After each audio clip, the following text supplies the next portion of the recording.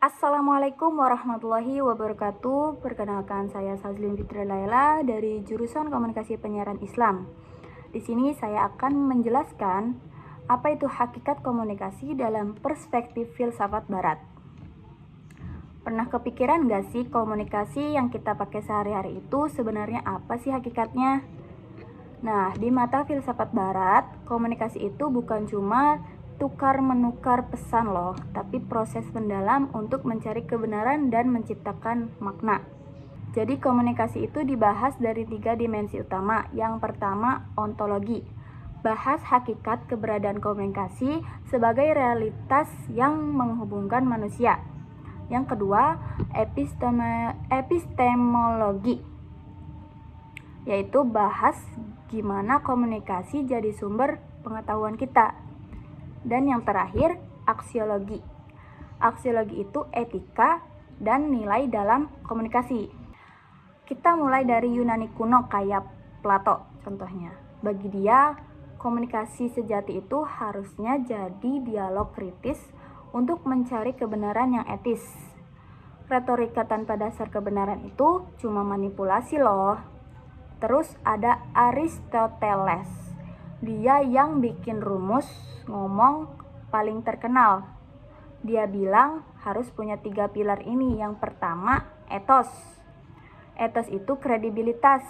Contohnya, kalau influencer favorit merekomendasikan sebuah produk dan kamu itu langsung percaya atau langsung nge-check out gitu, itu termasuk etos. Yang kedua itu logos. Logos itu berarti logika dan alasan. Contohnya pas debat sama teman. Pas debat sama teman itu kamu itu ingin menunjukkan data ilmiah yang valid supaya debat tersebut bagus. Terus debat tersebut menanglah atau apa gitu dan lain-lain, itu termasuk ke dalam logos. Yang terakhir adalah pathos. Pathos itu daya tarik emosional. Contohnya ada iklan tentang yatim piatu, anak yatim piatu, dan di situ terdapat penggalangan dana. Dan saat itu juga kamu ngerasa kayak kasihan, terus langsung menggalang dana tersebut pada nomor tersebut. Kan biasanya ada nomor kan, ada tertera nomor, langsung saat itu juga. Nah, itu termasuk ke dalam pathos. Nah, lalu bergeser ke era modern, ada filosof namanya Habermas.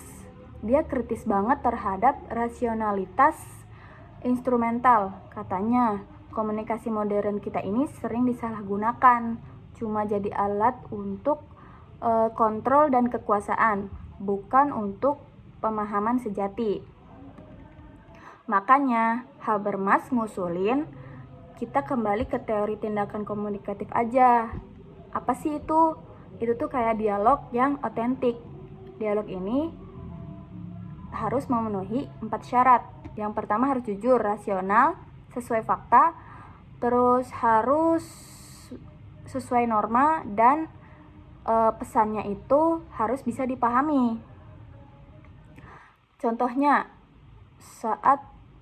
ketika saat rapat organisasi, semua pihak itu harus bicara terbuka, harus mengeluarkan pendapat, harus mengeluarkan unek-unek dan lain-lain lah, tanpa ada yang merasa terpaksa.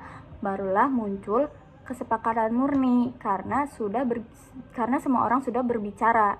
Nah, itu yang dimasuk dialog yang otentik. Jadi intinya komunikasi itu bukan cuma tukar informasi, tapi proses kita menciptakan makna dan kebenaran bersama. Nah, itu adalah termasuk etika sosial. Oke, kita cukupkan sampai di sini aja ya. Kurang lebihnya mohon maaf. Terima kasih. Wassalamualaikum warahmatullahi wabarakatuh.